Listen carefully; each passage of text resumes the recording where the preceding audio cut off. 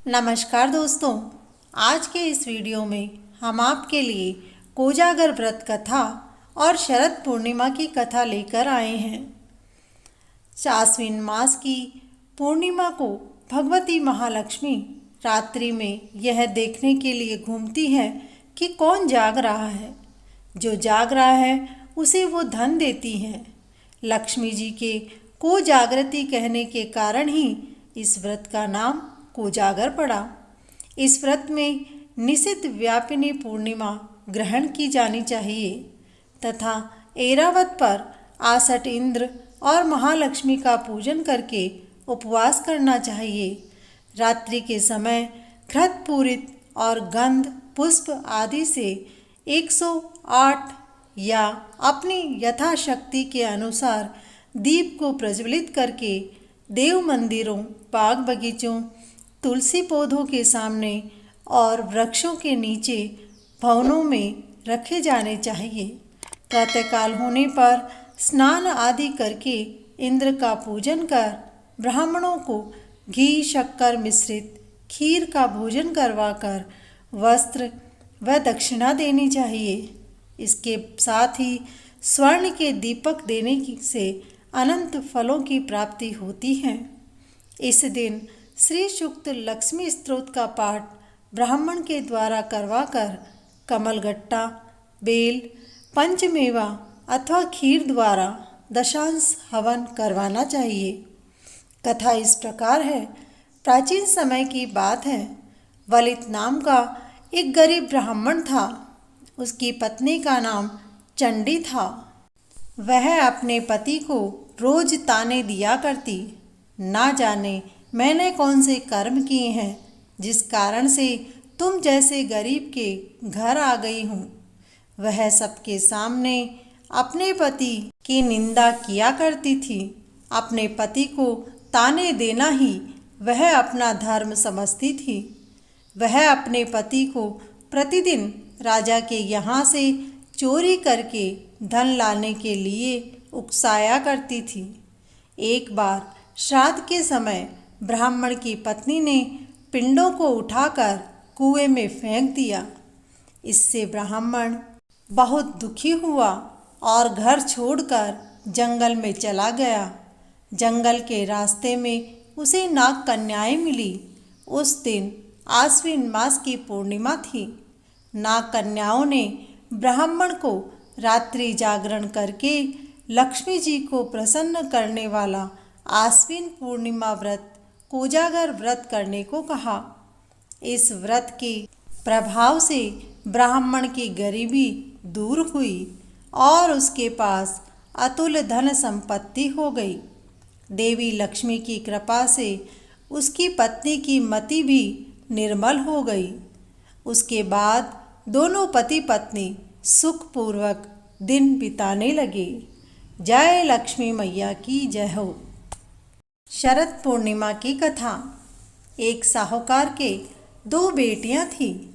दोनों बहनें आश्विन मास की पूर्णिमा का व्रत करती थीं। बड़ी बहन व्रत को पूरा करती थी, परंतु छोटी बहन भूख सहन नहीं कर पाती थी। इसीलिए व्रत के बीच में ही कुछ ना कुछ खा लेती और उसका व्रत अधूरा रह जाता। दोनों बहनों का विवाह हुआ। विवाह के बाद में दोनों बहनों के घर संतान पैदा हुई। बड़ी बहन के संतान जीवित रह जाती, परंतु छोटी बहन के संतान होते ही वह मर जाया करती थी। एक दिन छोटी बहन ने पंडित जी को बुलाकर पूछा कि मेरे बच्चे जीवित क्यों नहीं रहते हैं। उनका जन्म होते ही वे मर जाते हैं। पंडित जी ने कहा, तुमने पूर्णिमा व्रत शुरू किया था, लेकिन तुम पूर्णिमा का व्रत अधूरा करती थी, जिस कारण से उसी के कोप से तुम्हारे बच्चे जीवित नहीं रहते हैं। अब यदि तुम व्रत को पूरा करोगी तो तुम्हारे बच्चे भी जीवित रहेंगे। छोटी बहन ने भी अब पूरे विधि विधान के साथ व्रत करना शुरू कर दिया, लेकिन फिर भी जब उसके बेटा हुआ तो वह भी कुछ समय बाद मर गया।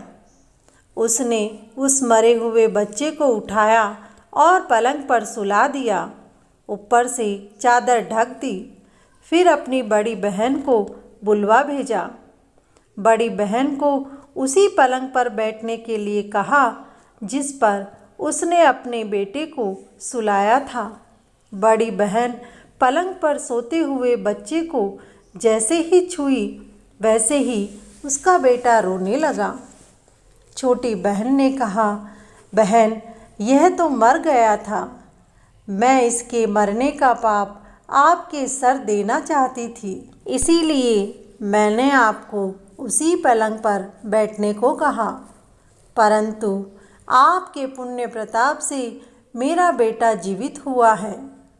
हम दोनों ने पूर्णिमा का व्रत किया, परंतु मैंने व्रत अधूरा किया।